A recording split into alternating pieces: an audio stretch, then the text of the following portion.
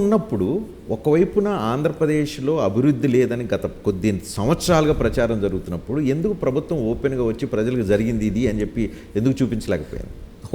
మరి నేను చెప్పినంతగా పబ్లిక్ మీటింగ్లలో బహుశా ఎవరు చెప్పారు? ఎలక్షన్లో చెప్పారు, అంతకుముందు సంగతి. ఎలక్షన్లో ఇంతకుముందు కూడా చాలా సందర్భాలలో చెప్పారు.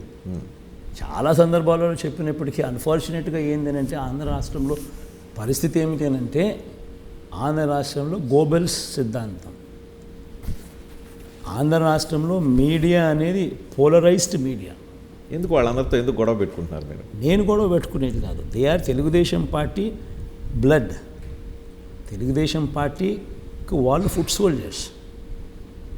వాళ్ళే తెలుగుదేశం పార్టీ, తెలుగుదేశమే వాళ్ళు. చంద్రబాబు నాయుడు గారు దోచుకున్నది వీళ్ళందరితో పంచుకుంటాడు. That is their relationship. కాబట్టి వాళ్ళ ఇంట్రెస్ట్ చంద్రబాబు నాయుడుతో ఉన్నాయి.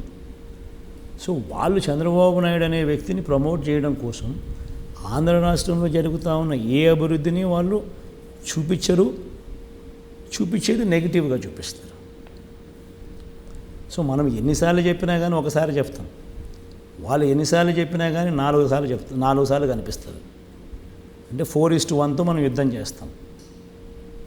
సో ఈ రకంగా మనం చేసేది ఏదైనా కూడా నెగిటివ్గానే చూపిస్తారు, జరిగేది జరగనట్టుగా చూపిస్తారు.